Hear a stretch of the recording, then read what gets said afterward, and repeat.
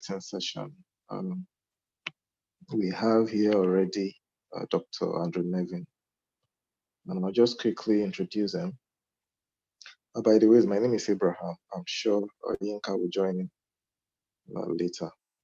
But before I introduce Dr. Nevin, please, I'd like to appeal to you. Kindly keep your microphones muted, and if possible, turn off your videos, because you understand that most people are joining from their houses and we're seeing some people that are not well dressed and all of that. So we would like to keep that distraction away. So please turn off your videos, or turn off your microphones. Now, if you have any questions, kindly drop them on the chat. So if you click on your screen, you see at the bottom of your screen, you see participants. If you click that, you will see where you can chat to your left. So you could just click chat and drop your comments. So if you have any question, kindly do that. While Doctor is speaking, please drop your questions. We put them together and see how much you can take at the end of this presentation. So without further ado, I'd like to introduce Dr. Andrew Nevin. He is the advisory partner and chief economist of PwC Nigeria. He has over 32 years of experience. He's had his career at McKinsey, worked in Toronto and Paris, in Africa for a very long time. He holds a PhD in economics from Harvard University, has an MA in philosophy and politics from Balliol College, Oxford University. And he has a BSc in computer science and mathematics from the University of Western Ontario, Canada. So he will be sharing with us tonight. I want you to listen attentively, get your pens and papers. At the end of this session tonight, I believe you all registered. We'll send you the links to the recording. I would like to welcome Dr. Andrew, and we can now start this session. Thank you.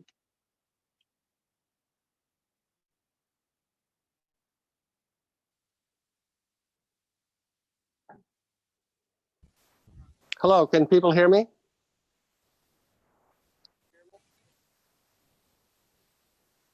Hello?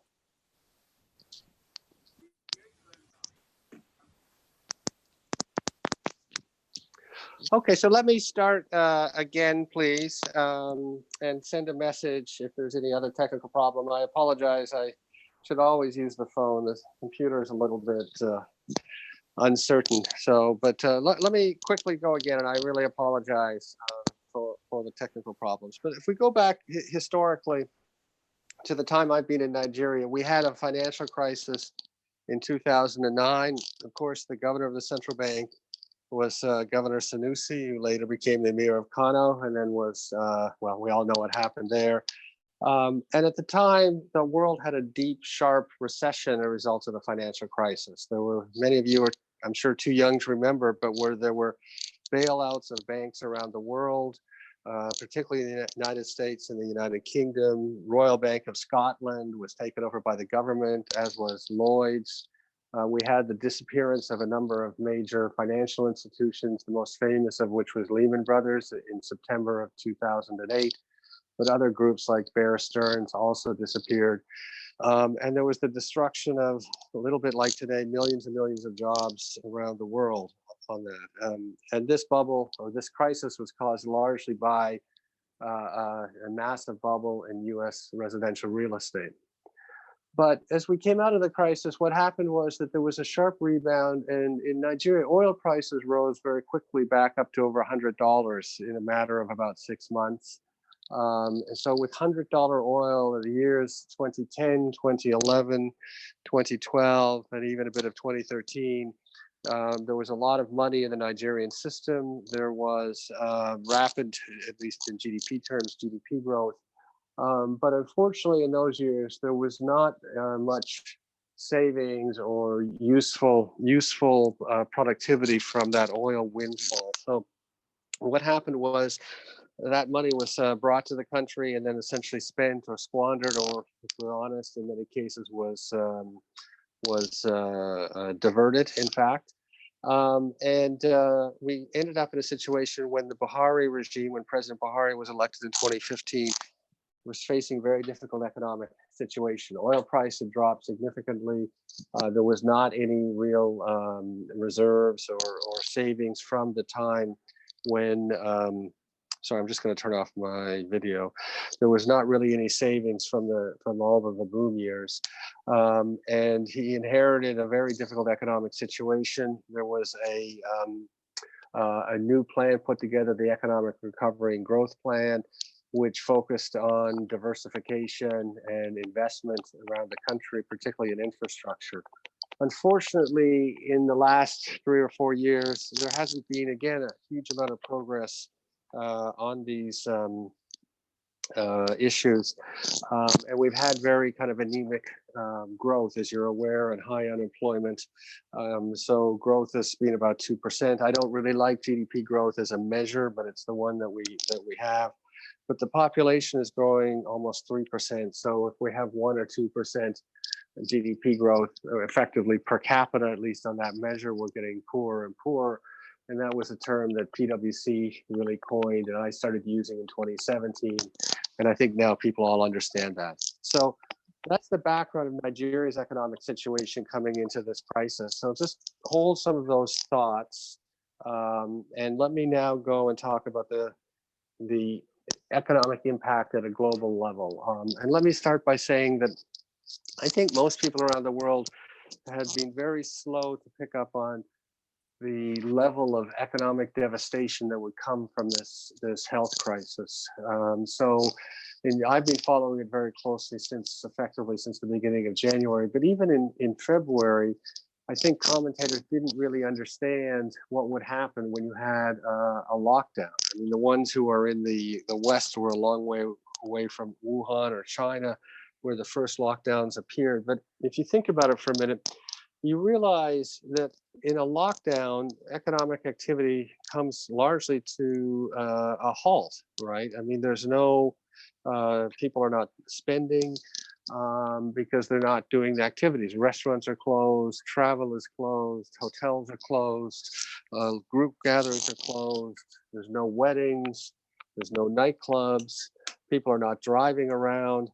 And I think that effect really was not well understood. But what we've learned now is that one person's spending is another person's income. So when everyone stops their activity, the level of economic activity overall falls off a cliff. And it was happening in Wuhan, but because it was not happening in the West, I don't think we were observing it very much.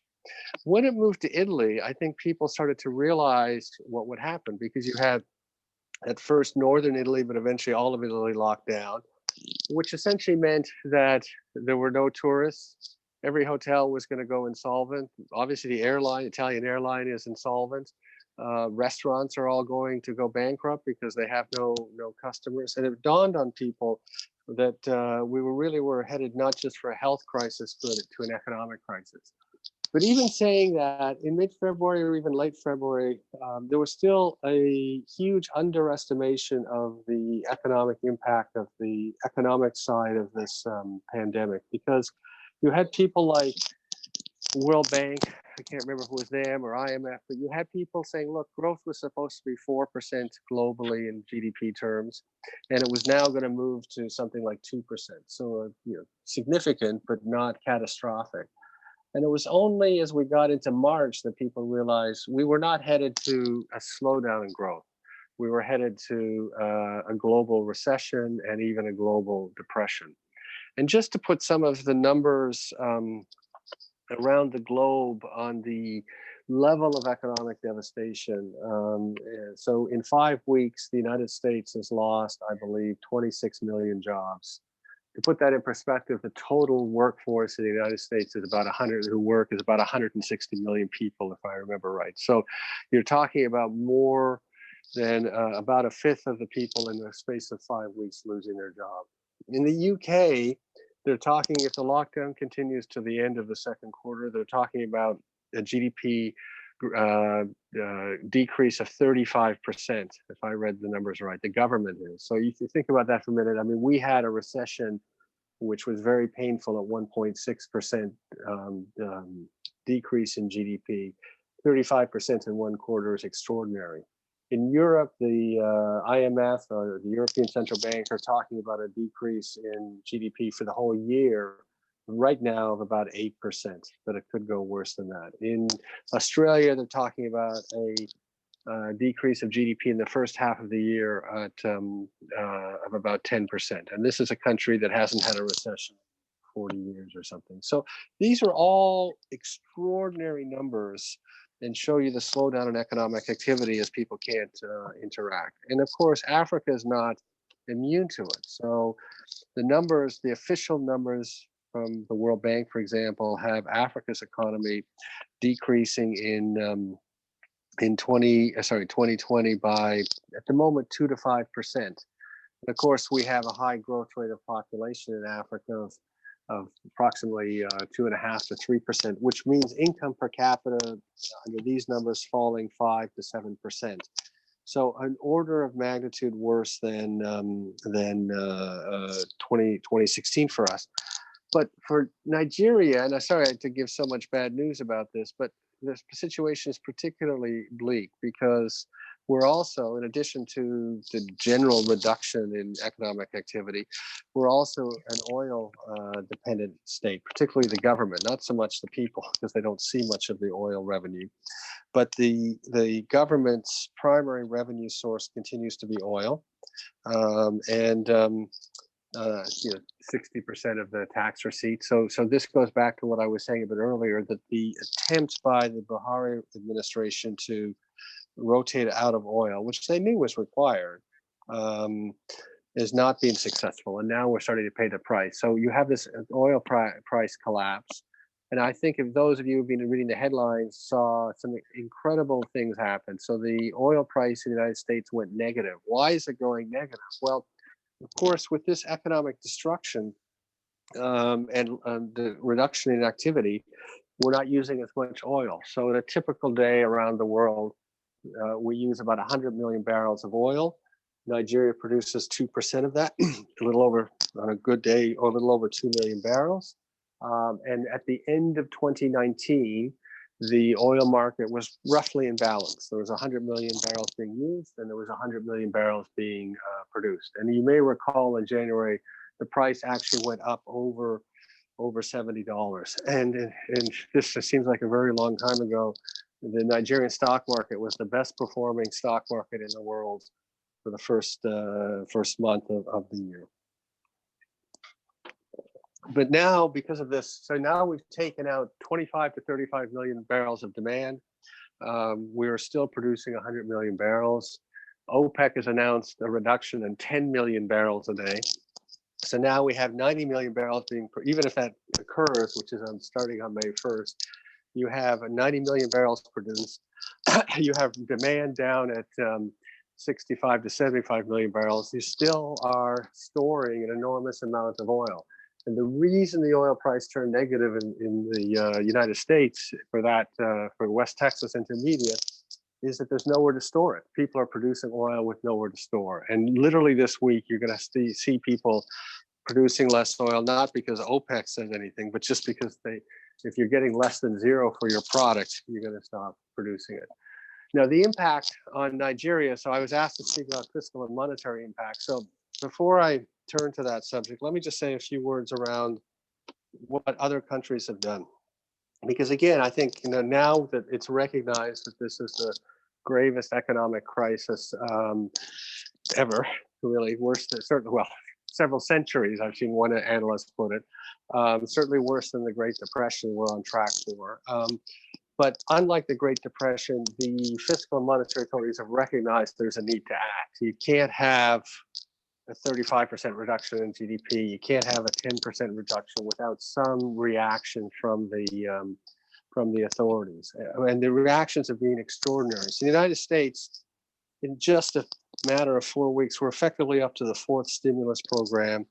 The total amount of the stimulus, well, it's hard to keep track of, but of the fiscal stimulus, as far as I can see, the numbers would be about $4 trillion, US dollars. The economy in the United States is $20 trillion. So that's 20% of GDP is already committed to stimulus. A lot of it's being spent, and a lot of people are saying it won't be sufficient.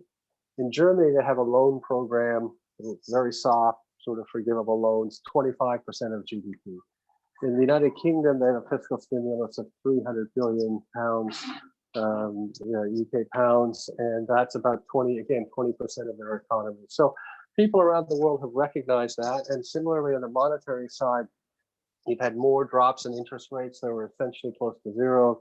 They've gone down a little bit further they can. But in addition, you've also had the Fed in particular, the Federal Reserve of the United States, taking extraordinary steps to buy assets. So you might have seen there's just been such turmoil in the stock market the last, I would say, 5-6 weeks, maybe 6-7 weeks now.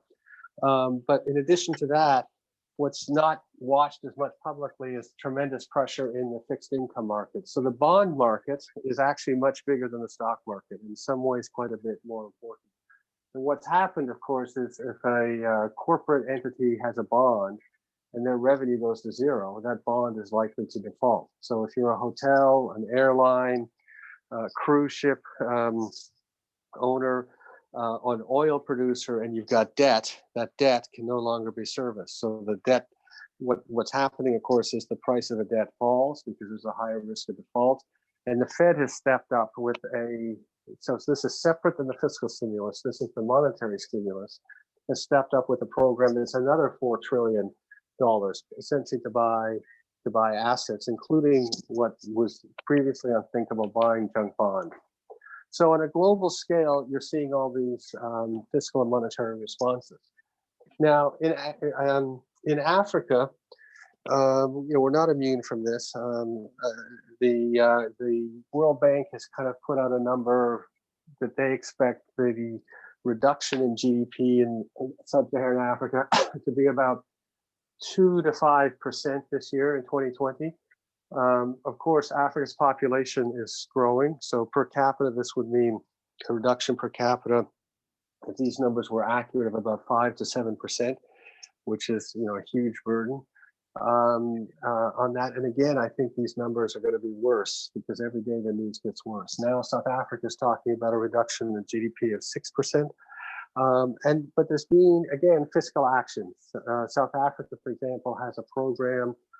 Kenya has a program including cutting the salaries of ministers, but also some fiscal stimulus.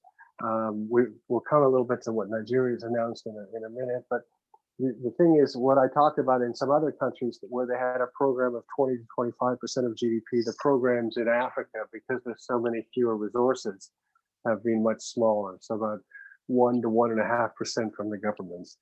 Though we have had some support from the multilateral organizations, so the IMF and the World Bank. For example, the IMF has already announced a $50 billion kind of emergency program, which doesn't come with the usual stringent conditions. The only problem is 80 countries have already applied for it, and if you divide $50 billion by 80 countries, per country, it's not a lot.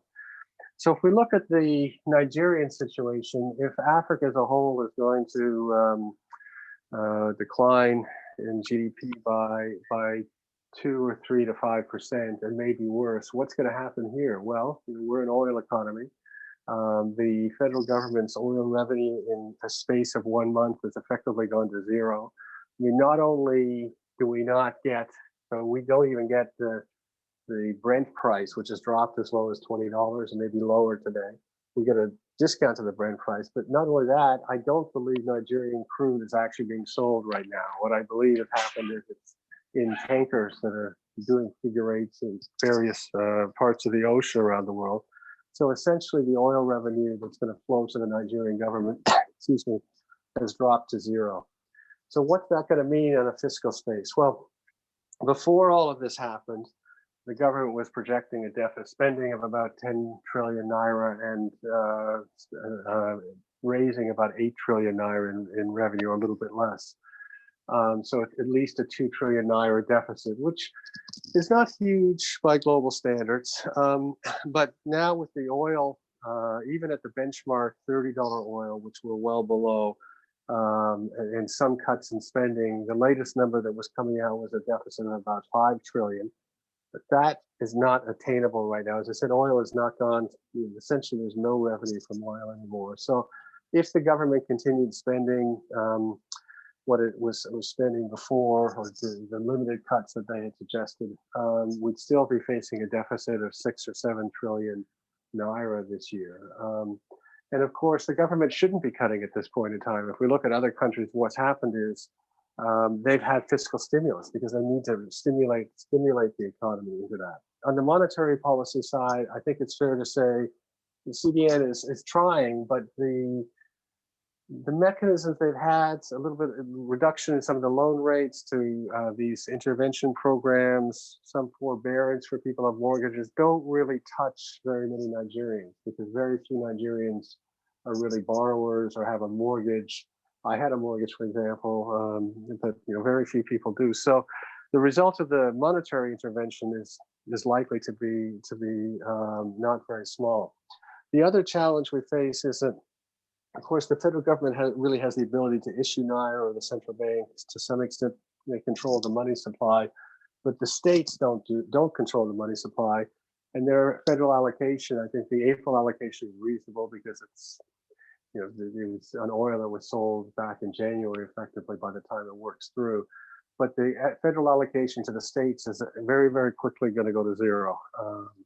And if it goes to zero, most of the states, some of the states still, as I'm sure people on this call are aware, get 90% of their revenue from the federal allocation. If that allocation goes close to zero, because obviously oil part drops away, corporate income tax drops away because corporations are making losses.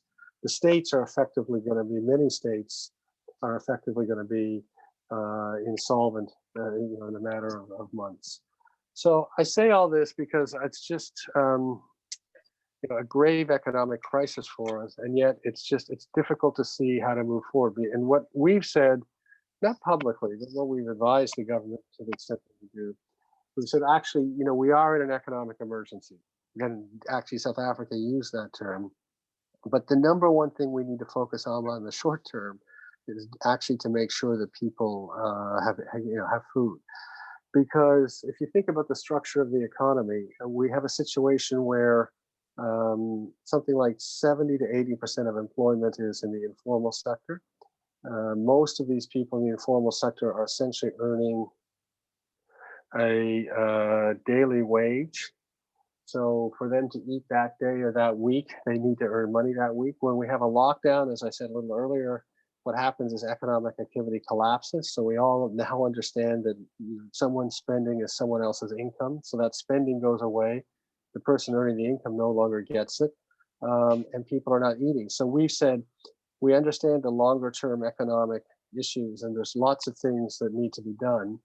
But the number one priority for the government right now is to actually focus on, one, getting money into the hands of the bottom of the pyramid. And there've been a number of things the government is going on in terms of palliatives. You might have seen the controversy around giving people money in their bank account, but then they had to have less than 5,000 naira in it, and the complexities around that. But however it's done, getting money into the hands of the bottom of the pyramid is the most critical thing. But along with keeping the food supply chain working, right? So you can imagine, for food, both of it, whether it's produced domestically or parts of it are imported, some of the ingredients, it's complicated and it moves across state boundaries. The production facilities are in different places.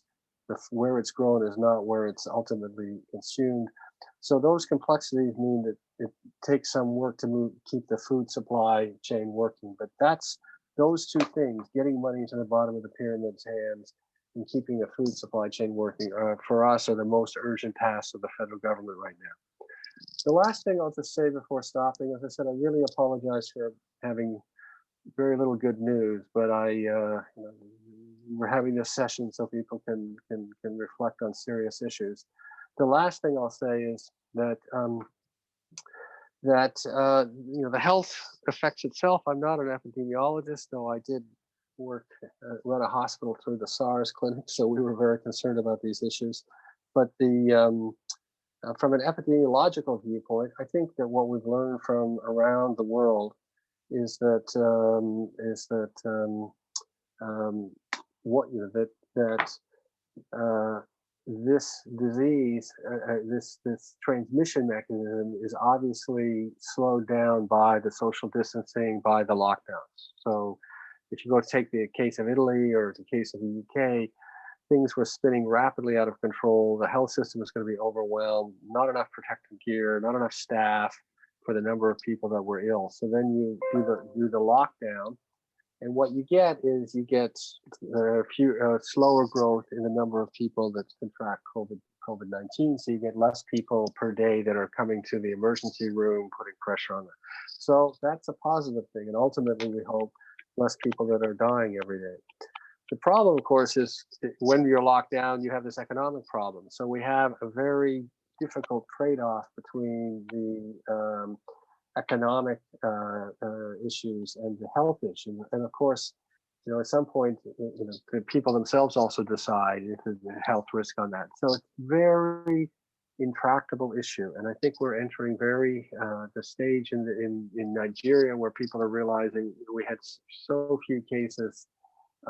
If we go back 4 weeks ago, essentially, and I'm a friend and a big fan of the Commissioner for Health for Lagos, who's absolutely brilliant in doing the best we can, but we all understand the reality on the ground in Nigeria, not a robust public health system, not a lot of facilities testing either materials or capability to do the testing. So when we're repeating to ourselves that there's only this many cases, I think we need to ask whether or not that's actually accurate, what's actually going on. And if you now look at the last week or so in Africa, but also in Nigeria, you start to see the number of cases starting to be more and more. So very concerning as we enter May on that. So let me stop there. As I said, I wish I had better news for this group, but you're all young leaders. You all have a role to play in getting the country and the continent through this crisis, keeping people safe around you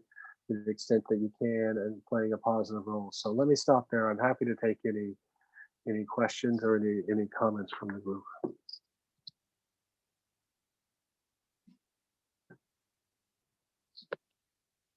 Okay.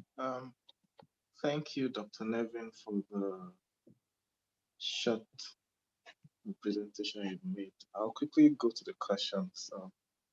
The first question comes from Nevin.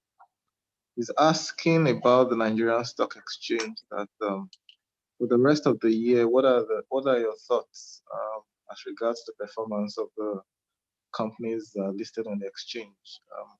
We're beginning to see the performance of the banks, particularly.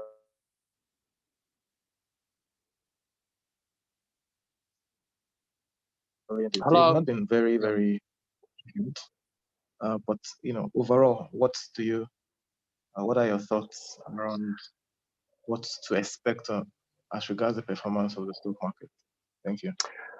Yeah, I mean, I think that's a good question. I mean, I think that the stock exchange is, of course, in Nigeria is largely made up of the banks, are the biggest preponderance of it, and then to some extent, fast-moving consumer good companies as well on it, people like Unilever. So the banks, I mean, at one level, I think that the banks what we've already seen, are able to operate in this environment well. They're adjusting well. They have more technicalities. It's less of a physical product. So I think they're, from an operational viewpoint, a lot of them, and they adjust very fast. So they may, but on the other hand, I don't want to say they're going to do well, because the truth is, at the end of the day, a bank can only do as well as its clients, right? And to the extent banks have exposure to oil and gas, we're going to see, and some of them, of course, to discos, which are going to continue to have problems in this. So I think that as an investor, I think you have an almost impossible choice at this point in time, and the market's being crushed.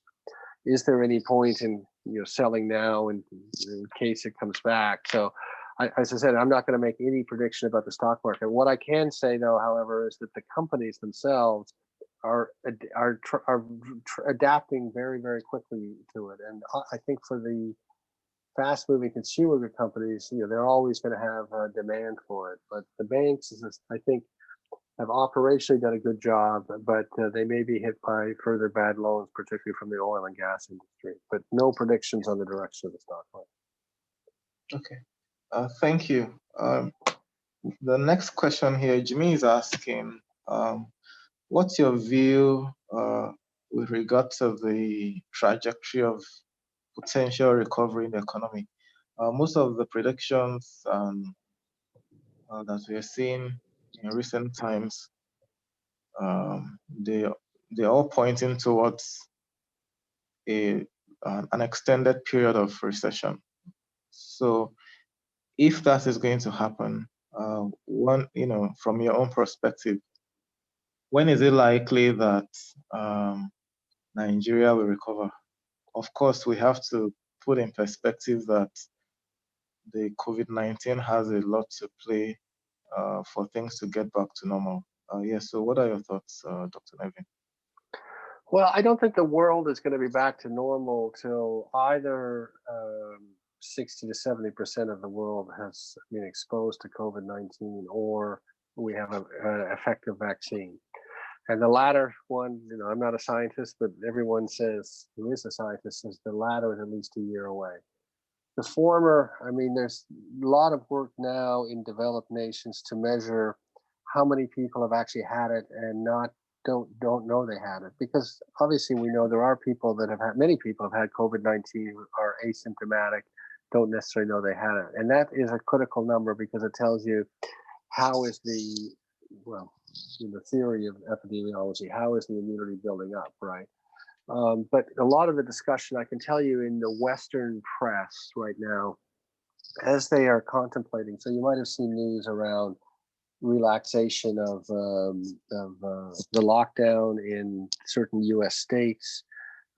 In Denmark, children are starting to go back to school. In Spain, it's being debated. In Italy, there's been a very minimal relaxation of the lockdown rules. So people are debating, if they relax the lockdown, are we going to head to essentially a double event where COVID-19 comes back again, so that the lockdown was effective in preventing the spread, but because it hasn't got to 60 or 70% of the population, there's not really herd immunity. So any relaxation of the lockdown is going to lead to a resurgence, which is going to then have its impact on economic affairs. So I think, what do they say? You want to hope for the best, but plan for the worst. I think that companies and individuals should plan for this from an economic impact. The acute economic impact, 6 to 12 months, and then we're going to have the longer term impact as we try to recover. Because of course, what happens in something like this is, if you have destruction of you lose your job, destruction of personal wealth, people. There've been predictions of large number of people in Africa falling into poverty, several hundred million more people. To recover from that will then take several years. And in the context of Nigeria, the only recovery is going to come from private sector investment. So people are going to have to, because the government isn't going to have the resources or not necessarily be able to invest them in the right way. So if we are going to have an economic recovery and finally achieve the diversification that the Buhari regime has always wanted to do since 2015, they're going to have to make the right policy choices coming out of this. As I said, the earliest I can see coming out in any meaningful sense from an economic viewpoint is 6 months. So that's kind of the fall. The 6 month view, as I keep stressing, is to make sure that everyone in the country can get food. The food supply keeps changing. We don't have social unrest.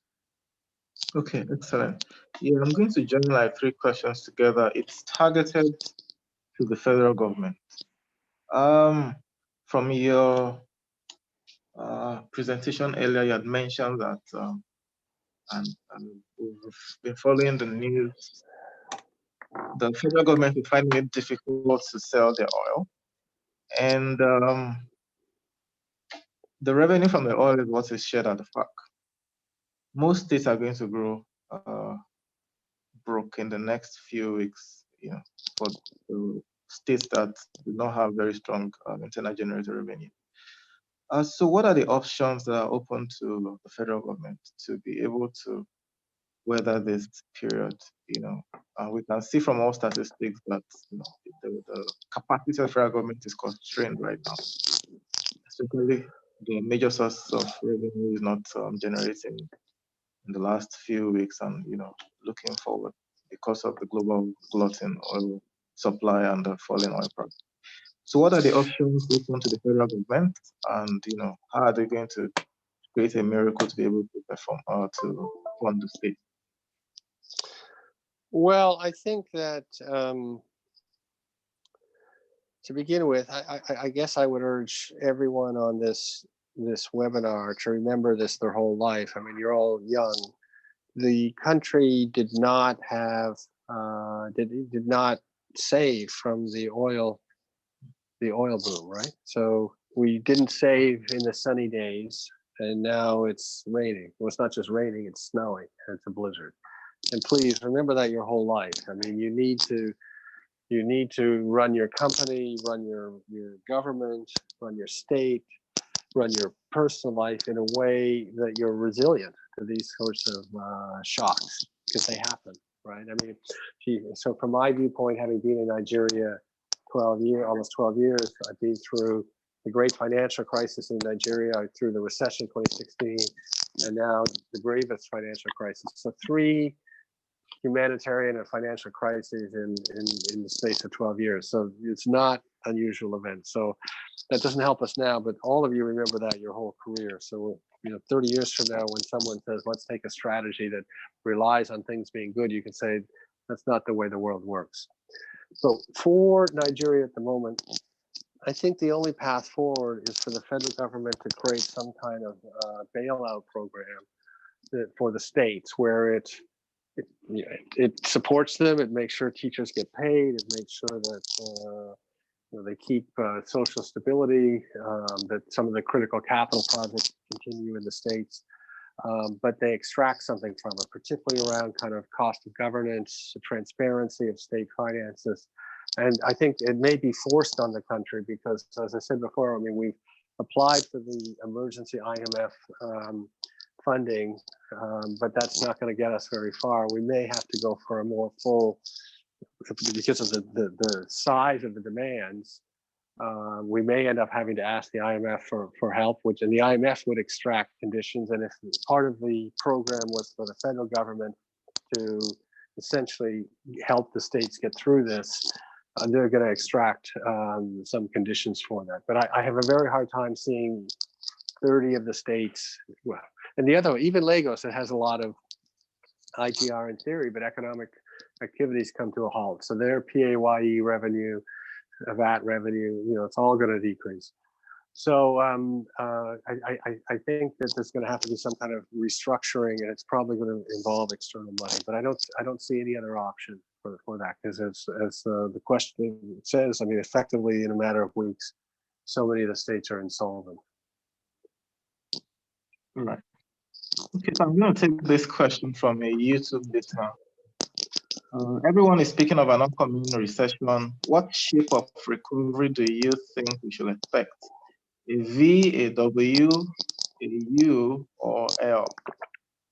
I think it's a U with a pretty flat bottom.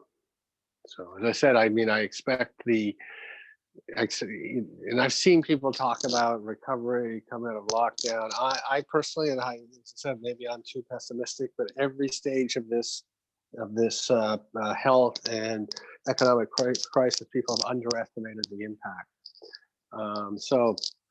And I mean, from the health side, people are saying Africa is just starting, right? I mean, we're going to enter May, June are going to be.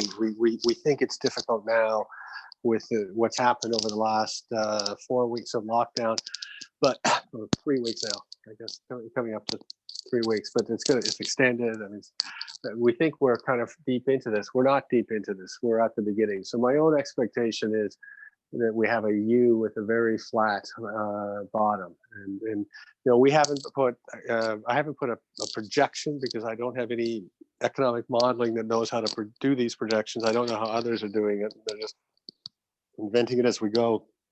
Excuse me, underestimating. But we have put out a number that we expect that not expect that we guess. We call it a guess that the economic growth in Nigeria is -5 to -10%.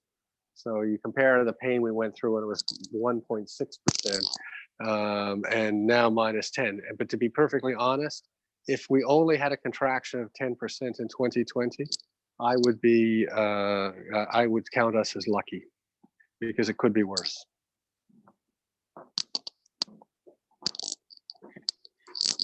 Another question from one of the YouTube listeners. You mentioned the short-term action needed by the government. What are the long-term policies that can be effected to aid a speedy recovery? Well, I think that, as I said, the short term, very focused on making sure that the bottom of the pyramid has resources and has food. I think in the medium term, some of these structural things that people have talked about a long time are going to be forced on the government. So we've already seen two major changes that we've talked about for years. The government didn't take the steps forward. Now they've already done it. So the first, of course, is the fuel subsidy. NMPC, MD, CEO, very clear. No more fuel subsidy, no more fuel subsidy. It's over. And the government was effectively forced into it. On the exchange rate, what we've seen is the government devalued. So they went from 307, 305 to 360, and then the parallel rate's now gone to, well, let's call it the black market and the other, but the official parallel rate in effect's gone to like 380 to 390. So I'm trying to narrow that on that, and I think there'll just be more and more pressure for a unified exchange rate. But that makes you think of all sorts of other policies that are critical. So some of them I think that are very important. So Governor El Rufai, God bless him. I hope it's true that he's recovered from COVID-19, but he was leading the major committee on kind of the power emergency situation. And I know a little bit about the work of his committee. I think that the sorts of things that they recommend will now get implemented because we have no choice, particularly around kind of some sort of power decentralization. Other policies, there's definitely going to have to be a rethink of the cost of governance. So I mean, we're all aware of the high cost of governance in Nigeria, not just your headlines about senator salaries, etc., but also just the sheer number of MDAs. Like the thing that's really making it difficult for the private sector to invest is not necessarily is the fact that the complexity of it, dealing with so many multiple MDAs. So I suspect out of this crisis, if we want to take any good out of it, it's some sort of restructuring that makes the business environment simpler. I think part of it will be, and many commentators have been talking about it, but we've talked about it a long time. Part of it's going to be that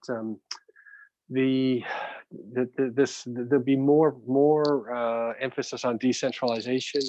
So if we go to very interesting case studies, so India had major currency, financial, fiscal crisis in 1992, I believe it is.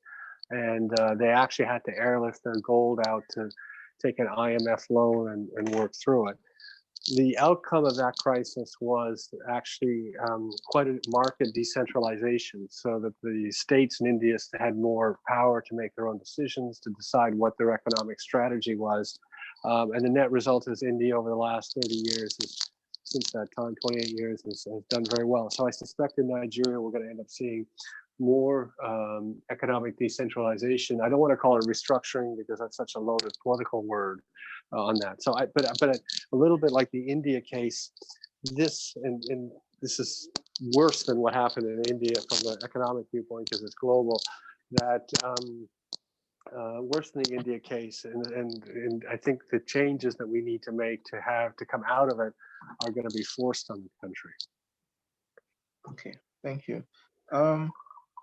One of the listeners is asking about quantitativism. He's asking, how far can CBN go with supporting the federal government in this current situation that the economy is in? Well, that's a very good question. The short answer is I don't know. So if you think about what earlier I described, the kind of fiscal interventions in countries like the UK and the US and Germany. So in these countries, well, the European Union, in Eurozone. So in these countries, they don't seem to have reached the limit to what they can do before they destroy their currency, in effect. I mean, they're in a somewhat of a deflationary environment. Effectively, these programs create money out of thin air. This has always been a heresy in classical economics. People now have started in the last 5-7 years to think that maybe in certain circumstances it would work. Helicopter money is a term people might have used, coined by Milton Friedman maybe 50 years ago now, and he did it as a very derisory or derogatory term. You can't create money out of nothing, expect it to work. People are now thinking at least those sorts of countries with strong currencies can create money, put it in the hands of the people spend it. And if we do 20-25% deficit spending or creation of money, it's not going to destroy the currency. So that's an interesting experiment. In our context of Nigeria, I don't think anyone would agree that we could create money supply of 25% of the GDP and not have potential for a hyperinflation event like Venezuela or Zimbabwe. But could we create a lesser amount and do that? I don't think anyone knows the answer. My personal view is I don't think we have much choice. I think the CBN is going to have to go further in kind of the helicopter money direction, create this money to put in the hands of the bottom of the pyramid, and just hope that because the collapse in economic activity was so small, it's not creating any inflationary or hyperinflationary pressure. But they're going to have to go further. But I don't, we know the nature of the Naira. I mean, part of the problem is that so much of the inputs to the finished goods that we consume, well, some finished goods come in, they're already finished. And then a lot of things like even in the food supply chain, some of the ingredients are imported. So there's a limit to how many Naira the central bank can print, just because we then get, as we know, we get the depreciation of the Naira, which then it just means the problem is not solved, because of course it just means the price of imported goods goes up. So it's a long way of saying I think the answer is we can't do as much as some other countries, developed countries, but we can try to go further. And I think the CBN will be forced to go further in kind of monetization of the debt and just basically printing Naira.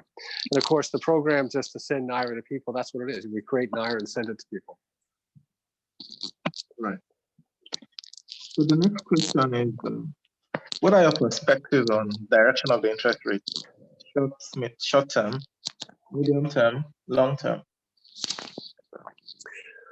Well, I mean, we all know that between the central bank and the federal government, we created a distortion between the OMO rates and the federal government of Nigeria rates.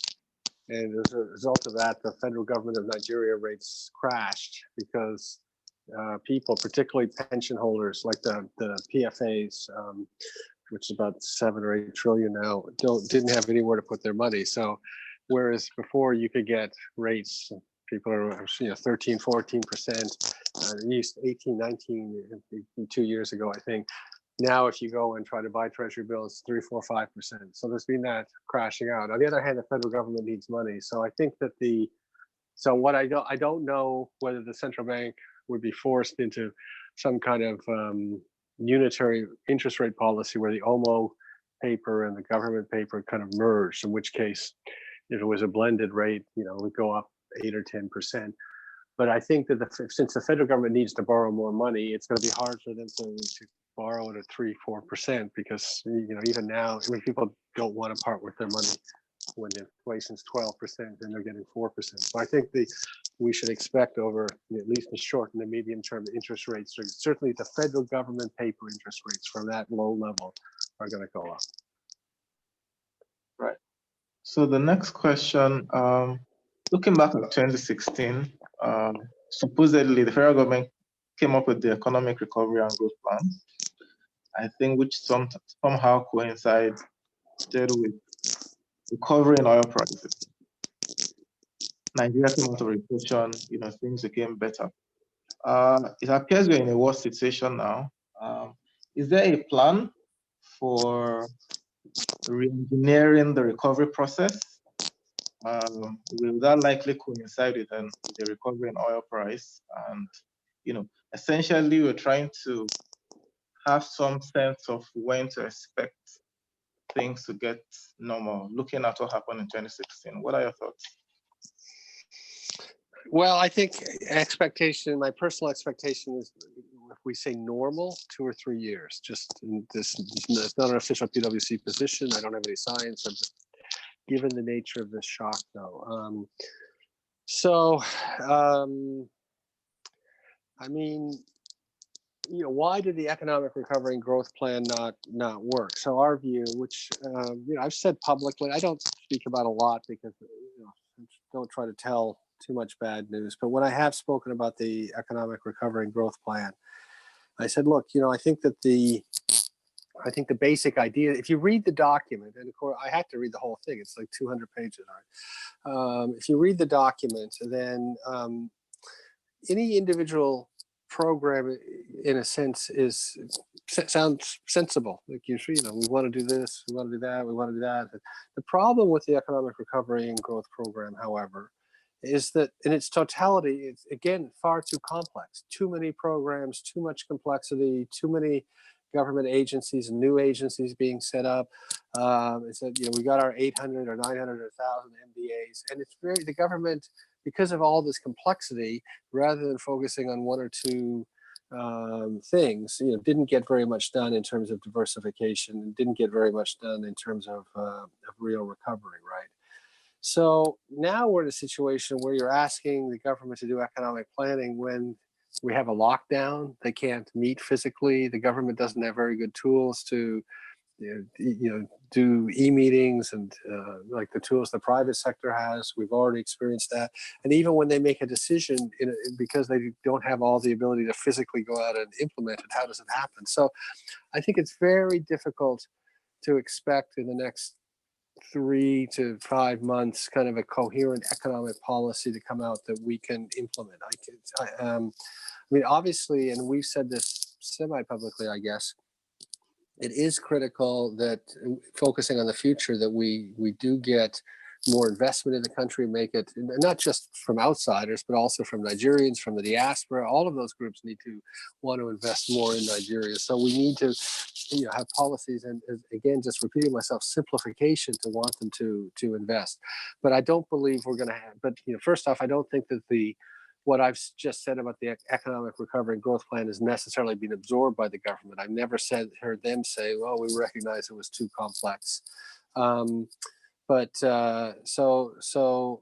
don't think right now they're going to have the capability to kind of think through these issues. As I said, I think they need to focus on the very, very short-term things, and maybe in 2-3 months we can start thinking about how we start to come out in 6 months. But again, if we don't have some restructuring along the lines of simplification of devolving economic strategy decisions and economic power down to the state level, subnational level, we're just going to end up, if we just produce more programs, we're going to end up exactly in the same position as we were in the economic recovery and growth plan. And to some extent, I mean, I don't publicly criticize the CBN, and I think they do many, many things very well, but they have also been guilty to some extent of creating programs, all these intervention programs, and it's not really clear that they have the intended impact. And of course, the governor has come out now and said they're going to create more intervention programs out of this. So I'm quite concerned we're not going to necessarily have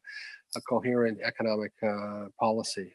But as I said, I think a lot of the decisions are going to be forced on them. Like if I go back to the India example, it wasn't that the federal government said to the states, we have a coherent strategy for you to take things forward. The federal government simply said, we don't have the capacity anymore to do all the things we did together. You're on your own to a large extent. And the states just picked that up and said, okay, we've got to figure out our own economic destiny. And I suspect, it's not a prediction, but I could see that scenario unfolding in Nigeria, where the federal government says, we can't help you anymore, but you've got to figure it out on your own. So. Right. Okay. let's assume you're a private equity investor. What sectors will you be focusing on this period within the next 3 years? Well, I mean, I think if we that's, I mean, I've given so much bad news. I mean, I still live here, and it's it's the biggest economic story on the planet. It has the potential to be, so all of those opportunities still exist. I mean, I've always liked. I mean, I've been big on agriculture, and I've seen so many people trying to do things on agriculture, agricultural processing, palm.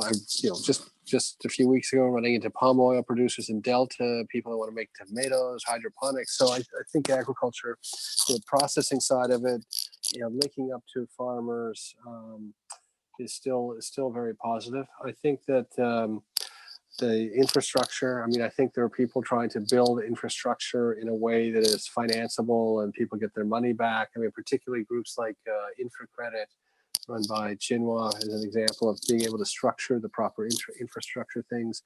I'm very big on real estate. I mean, I know people think it's risky, but we have this housing deficit. There's a lot of emphasis on it, just a little bit like Governor El Rufai is focusing on the power. His Excellency Minister Fashola is very focused on unlocking the real estate industry. So all of those things are I think very productive sectors for people that have kind of a risk appetite and have a longer term perspective. What I don't think is going to work very well. It could work for some people, but it's kind of the people who want to do short-term trading. I mean, Nigeria, if you really want to build a big business, you've got the runway to do it over the next decade. As we come out of this, they said 6 months from now we might be returning to some semblance of being able to think a little bit further in the future. And I think companies that have the capital resources and the courage to help structure the whole industry have lots of opportunities in those areas. So power, real estate, agriculture, for example, and who are prepared to do things on a big scale. I mean, if you look at, obviously the poster child for investing in Nigeria is MTN. People thought that they had made an enormous mistake when they paid for the license. They paid too much, and why come at all? And yet they've built a multi-billion-dollar business that do very well. And so people who can do on a national scale, so people who can duplicate that in other key areas are going to do fine.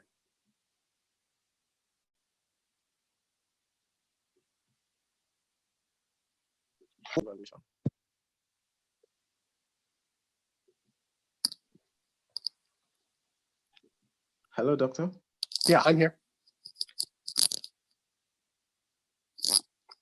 I'm here. Hello. What are your thoughts on Naira devaluation?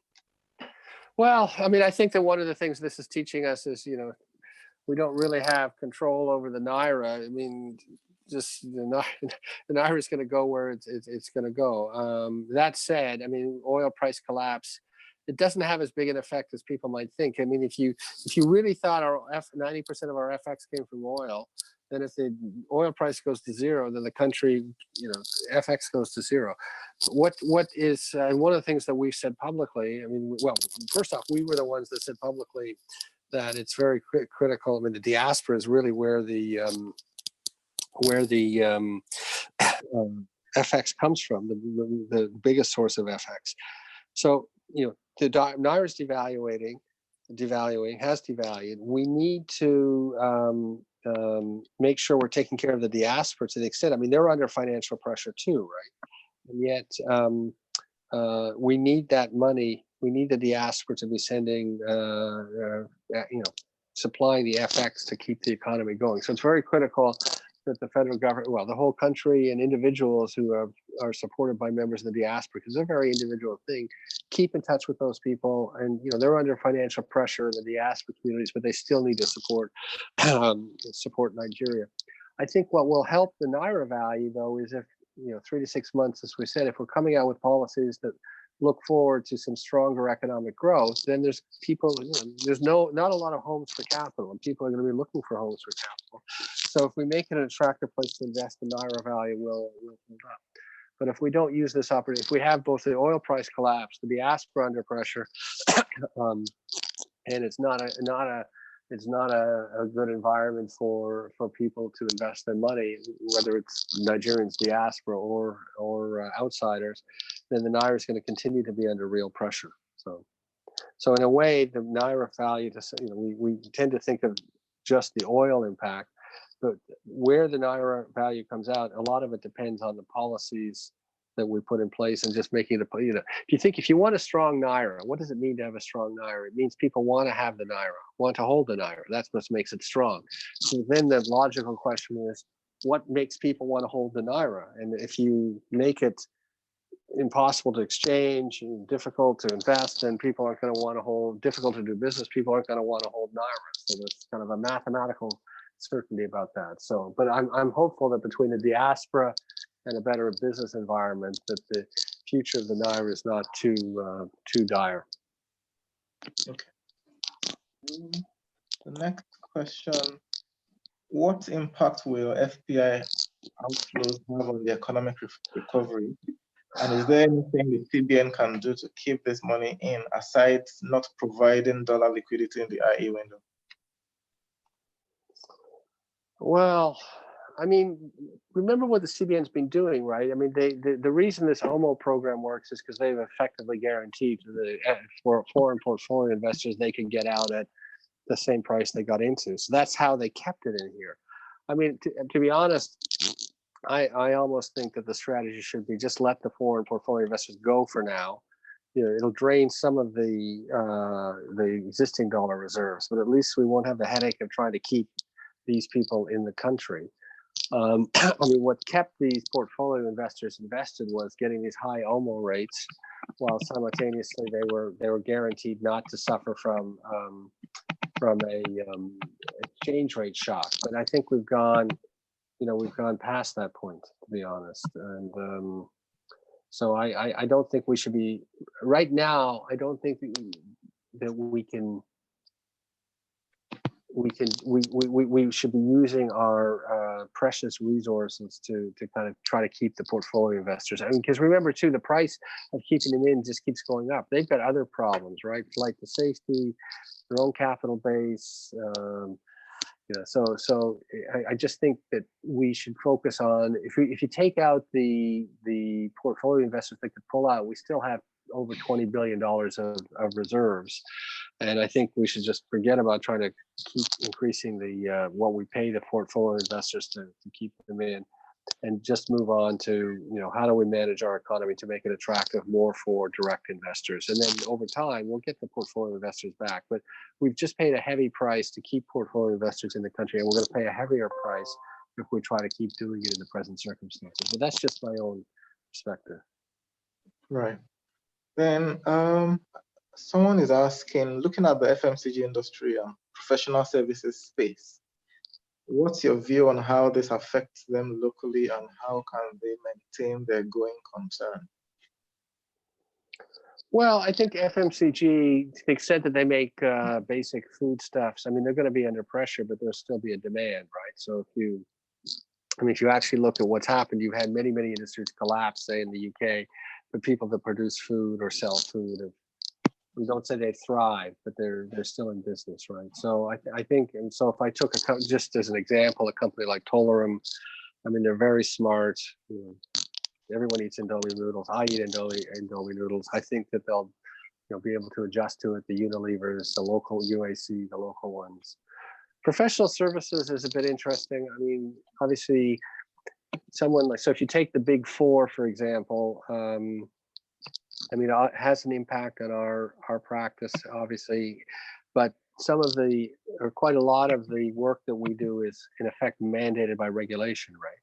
So, listed company or PLC has to have an audit. So you have to hire an auditor. So at least there's a certain volume of work that we're going to get. So we're not going to collapse to zero. The other thing that happens, certainly in professional services, which I think is very sad for the people on this call in the short term, is that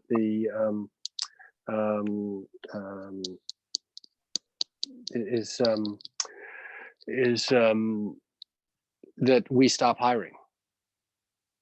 So if you know the way a professional services firm works, and I'm sure that people have interned in it, but people only stay a few years. I mean, obviously some people stay longer in their career, but most people are turning over quite fast. So when we have a shock in a professional services firm, the way the professional service firm balances very rapidly is to stop hiring for a period, and then it rebalances. But hopefully we will, by the fall we'll be back hiring, because it's important for us. We are, I think, I think PwC is the biggest graduate hire in Nigeria. Right. Someone is asking, in recent times, the CBN has come out to announce 50 billion intervention, 100 billion intervention for the pharmaceutical industry and allied companies. How much do you think these initiatives will have any significant impact? Yeah, I mean, I think it varies program by program. I mean, I think that what we found globally around the world is the issue is an intervention program, does it get the resources to the target group fast and efficiently, right? So, and in programs, before we come to Nigeria, some programs are being criticized. I mean, UK, for example, their small business intervention fund is being criticized because it's routed through the banks. It's only 80% support, so the banks are still doing their work on credit checks. So it's a very slow process. None of it's getting to the small enterprises, etc. Right? So whereas I think the counterexample is Germany, where their program worked very effectively and they have a system to get it. So if we come to the Nigerian context, I mean, as I said, I think the central bank does many things right, but when you set up these programs from scratch, we don't already have a way to get money into the hands of certain people. So if you take, for example, the reduction in interest rates from 9 to 5% for the existing intervention programs, yes, there are some people that will benefit from that, but the program isn't that big. It's not that big a subsidy, so it doesn't kind of have widespread impact. So the two programs you described, again, may be helpful in the medium term, but in the short term, they're not set up into into an existing infrastructure. So to give an example, if we wanted to get money in the hands of the pyramid, so you've seen this whole debate about bank accounts and 5,000 naira limits, and if you have more than 5,000, you don't get it. The problem is we didn't have a system set up for a way to get money to the bottom of the pyramid. We didn't have a system to get money to SMEs. And now we're in the middle of a crisis where it's hard to get things done, and we're trying to set up a new system to do that. So I appreciate the efforts, and obviously the healthcare sector is critical, but you need these kinds of the systems in place before the crisis happens, because once the crisis happens, you can't set up assistance rapidly enough that's going to deliver the resources where they're needed, when they're needed. Right. Learning from your experience in the Nigerian economy, having been part of the previous recession and the economic crisis we've had in the last 12, 13 years, what would you like to see Nigeria do differently? What will, buying from your experience in Nigeria and across the world, what will be a game changer for things to go around and for Nigeria not to find the country in this kind of mess in the future? Yeah, I guess I've written a little bit about this, and I use the term self-organizing. I mean, to be honest, I've lived all over the world, been so many places. I look at Nigeria and I say, to me, Nigeria should be the easiest place to prosper, because the people are doing everything themselves. So if you think about the way the country is structured, I mean, the federal government and the state governments are actually very, very small compared to other countries in their spending. And the total spending, I think for 2018, the total spending by all three levels of government was 14 trillion naira. Now, that sounds like a lot, but the economy's 140 trillion naira that year. So it's only 10%, and 2 trillion of it was interest spending. So the amount spent on, let's call it goods and services, governance, was 12 trillion naira. Again, it sounds like a lot, but there's 200 million Nigerians. So per Nigerian, it's 60,000. So 60,000 naira, you're supposed to pay for education, healthcare, primary healthcare, security, governance, power, infrastructure. How do you pay for it with 60,000 naira for every Nigerian? You don't. So the government doesn't supply power, it doesn't supply infrastructure, it doesn't supply security, it doesn't supply education, it doesn't supply healthcare. Where do these things come from?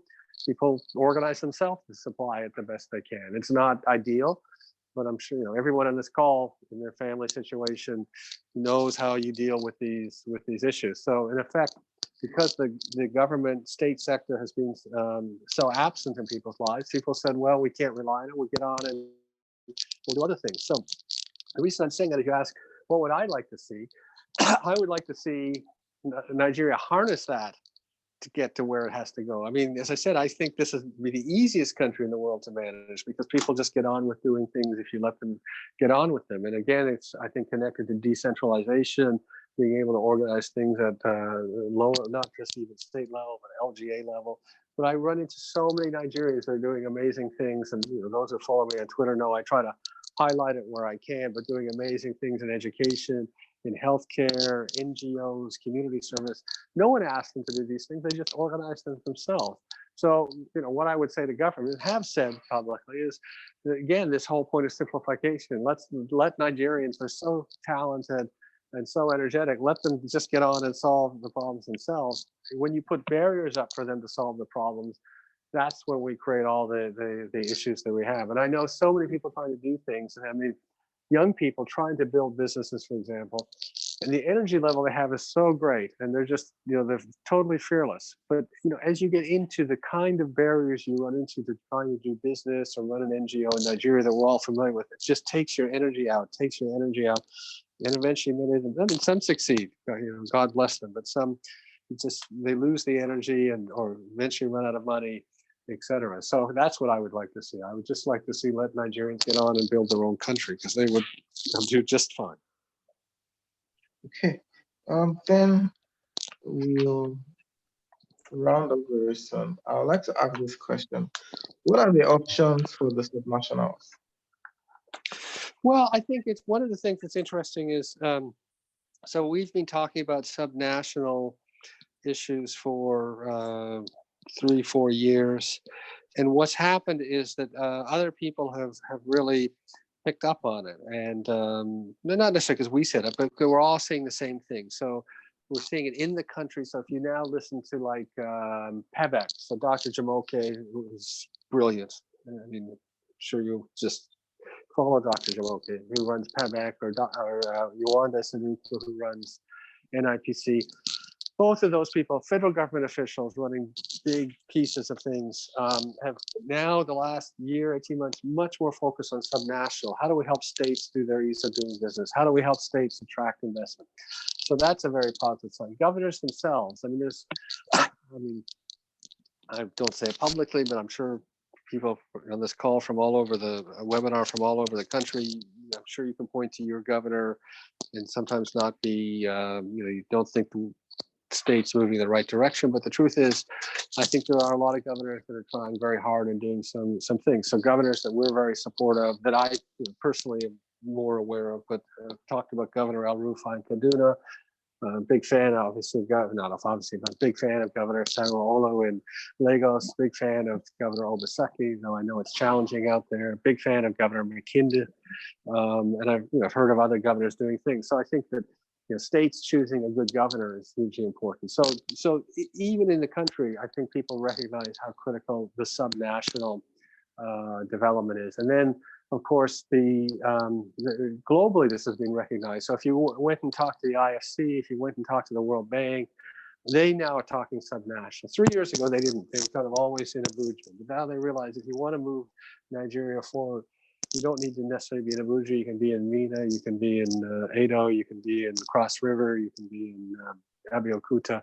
And that's where really, for a country of 200 million people. I mean, the other thing that's critical for the country is we can't continue to have Lagos be such a dominant share of the national economic activity. I don't know whether it's 30 or 40%, depends how we measure it, but it's just, it's a problem for Lagos because if you talk to the political people in Lagos, every time there's something successful happening in Lagos, it just attracts more people for economic opportunity. It's fantastic, but it doesn't work. It's too much pressure on the infrastructure. And for those of us who live in Lagos, I mean, it's if you could live somewhere else and do the things you like to do and be economically productive and support your families, much rather be in Baden or Calabar or Avia. I mean, it's just a nicer environment. Yet so many people are forced to deal with the Lagos traffic, the Lagos stress. I mean, one thing that just shocked me was I had assumed the average life expectancy in Nigeria is 53, which is a very sobering number. And I had assumed that it would be higher in Lagos because Lagos is a lot wealthier than other parts of the country. But in fact, the official number for the average life expectancy in Lagos is also 53. So what you gain in kind of economic, just a richer state, much richer state, you lose in all the stress, traffic, pollution on that. So we need development across Nigeria at every state. Okay. There's this question about the Finance Act that was passed, I'm sure, without expecting COVID to hit. So what are your thoughts around government tax revenues? The companies are shut down. And then there's another perspective of the donations that the private sector are making to the COVID intervention schemes. Yeah. Will that count? What are your thoughts? Well, on the Finance Act, I mean, we're big fans of the minister, Her Excellency Minister Ahmed. I think if you saw her speak, she said something that was very, very critical, which is, look, we haven't had a new Finance Act in 20 years. What we're doing this year is not perfect, but we're trying to fix some things that were problems. Just be aware, though, that we're going to continue to do it every year. So I think we were so supportive of it because she recognized it wasn't like you just did this fantastic Finance Act and went away. You made some changes the best you could. You listened to to different stakeholders and all the balancing competing interests, and the next year you make improvements. So that was very important. She did some very smart things like exempting SMEs with under 25 million in turnover for paying VAT. Critical, because you want to bring them in the formal system, but they don't want to pay more. If they get bigger, they can start to pay a bit of tax, but when they're small, they can be recorded, so they're in the formal system, but not necessarily pay tax. So we were very supportive of it. There were some other technical things that she took care of that had been problems, like double taxation. But of course, her plan for the next version. So the work on this version went on in September, October, came into force. I think it's in January, if I remember right. But there was supposed to be new work for the next version, and of course, it's all got derailed. And then we've had very rapid kind of fiscal interventions that you mentioned. I mean, in terms of the private sector, what can we say? I mean, I can tell you that certainly, like our organization, the big banks, the big companies, we're all talking to each other, trying to come up with how we intervene. So we're part of so the CBN and GT Bank and some Access Bank, got together early to create a program around the healthcare itself and some palliatives. We're part of that. We have our own program where the staff and partners give money, and then also technical support. We're trying to sort out, but everyone in our position is trying to figure out how do you get the money that you have or the resources to the right people in a timely way? And it's just not easy because we don't have those systems set up. So we're struggling with that. We're going to do the best we can with the donations we make to try to get to the people who need it most. And everyone in the private sector is in the same position. And the one thing I can say, though, is that the organized private sector, the big companies, the senior people, I mean, they all understand that this is the biggest thing we're ever going to face, that we're in it together. We need to support each other. We need to give what we can, support in a small way. I mean, I know lots of church groups, NGOs are doing things in every community, and then support in a big way the best we can. And we'll all be remembered by what we did during COVID-19. Right. Um, Looking at the current government and the issues that we have to face now, do you foresee a movement towards convergence of monetary, structural, and fiscal policies? Well, I think in terms of a monetary convergence, so a single unified exchange rate, I mean, I think the direction of travel is that. The governor started it. The events have, as I said earlier on the webinar, events have pushed to narrow the gap between the official rate and the parallel rate. So I think that's the direction of travel. I think in terms of coordination, I mean, I think one mistake people make in Nigeria is that they expect too much from the governor, too much from the CBN, too much from monetary policy. There's a limit to what monetary policy can do. And maybe the best analogy I can give is monetary policy is like the race car driver, okay? So if you give a race car driver a car from the 1920s, he could be the best race car driver, but he's going to drive the car as fast as a car from the 20s can go. If you give him or her a car from the 1950s, it would go at the speed of the 1950s. If you give them a car from 2020, it'll go at the speed of a 2020 car.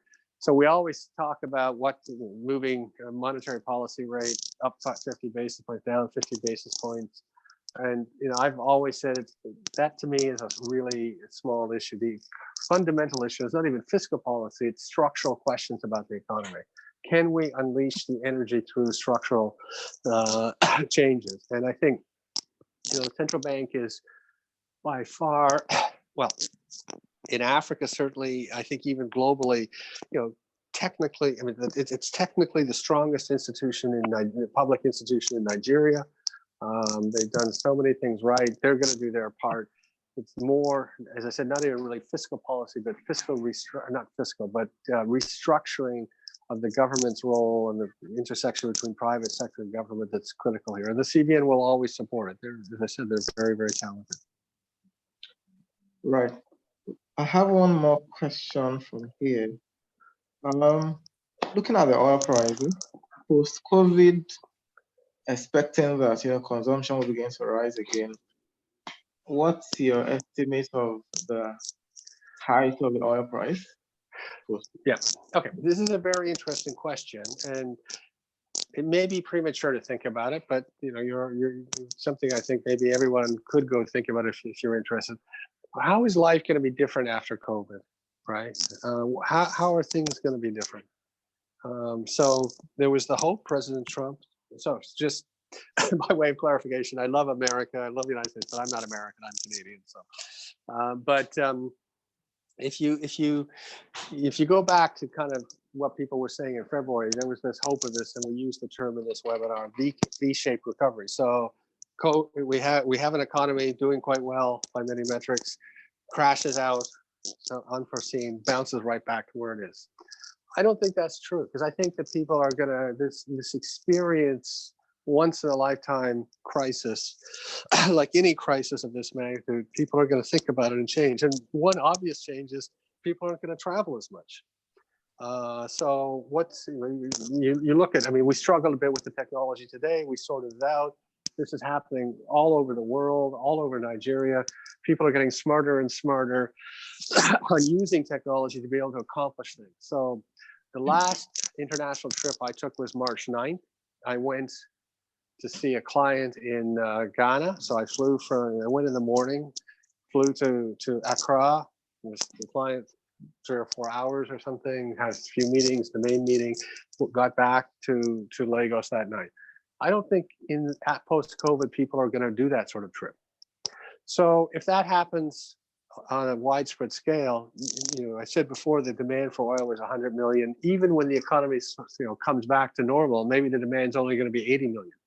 So where's oil price going to be? I don't think it's going to be 50 or 60. I'm not here to make predictions, but just personal view. I think it's going to be 30, 40 at the most. And then you combine it with pressure around climate change, et cetera. So I don't think that you look at all the problems that we've run into on relying on oil. my view is it's certainly the post-COVID strategy cannot be relying on oil getting to $50.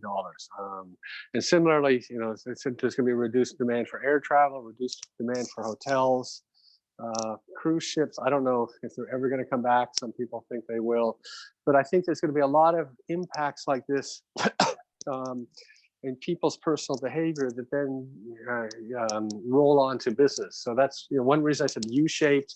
But the U on the other side may be a lower, maybe a non-symmetric U. Okay, then I'm going to take this final question before I allow you to give your final comments. How long do you think the CBN will be able to defend the Naira before they finally leave it to float? Well, I hope there's no press on here. I don't want to be quoted on. Yeah, I mean, I guess I just just sharing a candid view. I find it. I don't think. I think as we go through this crisis, they're going to have to float the Naira. I just think it's just going to become. We talked about the India example. We talked about the fuel subsidy being gone. I mean, crisis forces change, and I think they've already taken one major step. I mean, the governor took a number of steps to unify the exchange rate, but we still had, different exchange rates. We've taken another step, and I think events will force the Naira just to be, find its own level. I mean, and part of the reason for it, if you think about it, it's you go back, and we were the ones that said that the diaspora remittances were a bigger source of FX, but we were saying that when oil was $50. Well, now oil is zero. There's no FX that comes from oil, right? For at least the next little few months. So then, how does the CBN? Their source of control was always the fact they had the dollars, right? If you think about it. Well, now they're not going to have the dollars. The only people who have the dollars are the diaspora that are sending them to Nigerians. They're going to control it, and they're not sending it to the government. They're sending it to individuals, right? So I think that the CBN is just going to find if they aren't the ones with the dollars, how are they going to control the exchange rates? Right. Yes. So, Dr. Nevin, I want you to give your final words. I think the question I have on my mind, I want you to also add is, I'm sure somebody is thinking in his mind, okay, I have some money. Should I invest in the stock markets now that shares are down? Or I'm not so sure when things are going to recover. Let me keep my cash. What will be your perspective? And then I'd like you to give your closing remarks while we're up.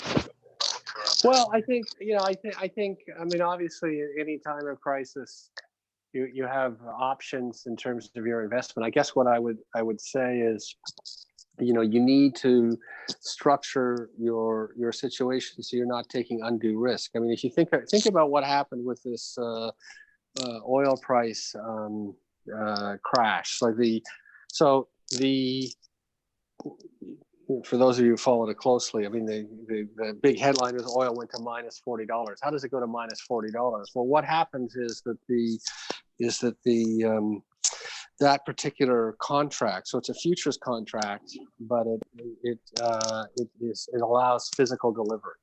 Okay, so that the oil producer has sold their oil, and then a settlement date comes.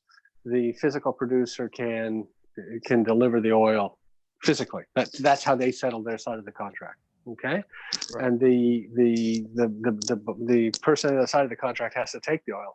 Well, most of these contracts get settled financially. Like what happens is that the traders close out their positions. So as you get to the day, it's just the people who want physical delivery that get physical delivery. Well, in times of extreme stress, that mechanism breaks down, and because in the stress here is there is no storage for the physical delivery. So people who were long, who were going to be taking the oil had nowhere to put it, and then they need to get rid of it at any cost. So then you have trades at minus $40. Now, why do I raise this story? Because in these highly volatile markets, you can get wiped out in a day. I mean, anyone on this call that's familiar with the way some of these markets work, a little bit of leverage. I mean, you can go bankrupt. There are, it's not public, but I'm sure by the end of the month in April, we'll see when they file their results monthly, a number of hedge funds that were on the wrong sides of trades and just got wiped out.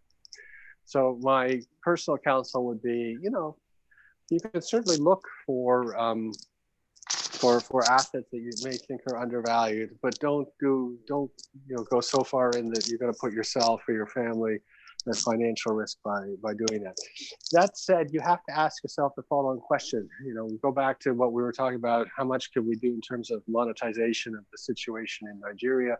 But when you look at the unprecedented monetary actions, fiscal and monetary actions of the US, of the UK, of the ECB, are fiat currencies going to be worth anything? Or are they all stretched it too far? So then the question is, do you actually want to be in hard assets? So you prefer to be in real estate, you prefer to be in gold. It's obviously moved up a lot. It may move up a lot more. So I think that's something to think about on the investment side.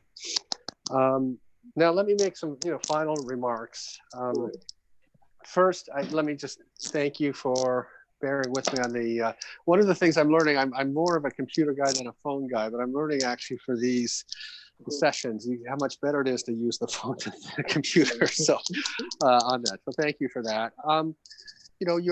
Everyone in this call is a young Nigerian professional. You all have a responsibility to make Nigeria the place it should be.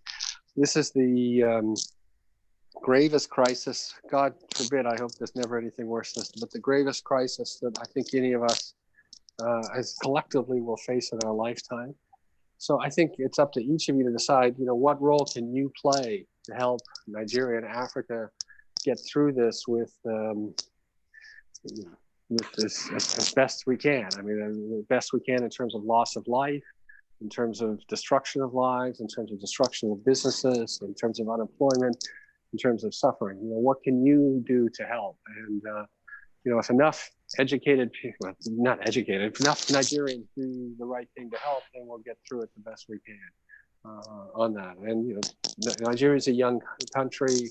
I've always put my faith in young Nigerians. That's why I wanted to do this session with you, if it's helpful at all. But all of you should be asking, what can I personally do in my community, in my church, in my mosque, in my NGO, in my business, my family, to help us work through this. So thank you, and God bless Nigeria. Doctor, thank you so much for your time tonight. I'm going to hand the session over to Miriam to appreciate you and also to wrap the session. But I just want to say thank you for giving us the opportunity to share from your perspectives and to help us to be better informed and positioned on what to do to go through what's happening to all of us globally. And we look forward to seeing you when you get back to Nigeria after COVID. So Miriam, I'll hand over to you to wrap the session. Thank you. Hi, Andrew. Thank you very much for this wonderful session. I actually learned a lot from it, and I'm sure every other person on this call did too. Thank you very much for granting us audience from the beginning of the communication to this very moment. On behalf of Finance Professional Network, I'm saying a very big thank you to you. You're very welcome. It's my pleasure. Thank you. Everyone on this call and your families, you stay safe, okay? Thank you. So all the participants on this call, we really appreciate you for staying with us so far. You've been wonderful, and thanks to Dr. Andrew Nevin for a wonderful session. Also, thanks to Abraham Drosawo for moderating this session. So also, as a point of notification for all the participants, we've been doing this session for the past 4 weeks. So we've had different facilitators come here on Zoom to speak to us about the COVID-19 environment and its impact on the macroeconomy. And Dr. Andrew Nevin have done a wonderful job at closing out this session. So for next week, we won't be having any session in this next week. because we'll be taking a brief break and we'll be taking feedbacks from all our participants that have been with us for the past 4 weeks. How do you think we can improve upon this? And what are the programs you are looking ahead? Like, what are the sessions, the kind of section that you're looking out for? You can always reach out to us on all the social media platforms, Instagram, Twitter, and all our social media platform, LinkedIn. We are active on all social media platforms, and your feedbacks would be welcome. And also, we do send emails to all our registered participants, where you can get to listen to the playback session of this webinar we just had with Dr. Andrew Nevin. So kindly add our email so that our email do not go into your spam box or your junk box. So as much as you get those emails, try to add them so that you get them directly in your inbox. So once again, we want to say thank you for staying this long with us, and thank you to Andrew Nevin for also staying this long with us. For those that want to join the team, you want to join the Finance Professional Network, look out for our email. We will send an email by tomorrow where we would share our appreciation by mail. Just look out for our email. We'll send you the link on how to join this wonderful network of professionals. It is. We'll be bringing this session to a close right now. Thank you so much. Stay safe and God bless you all.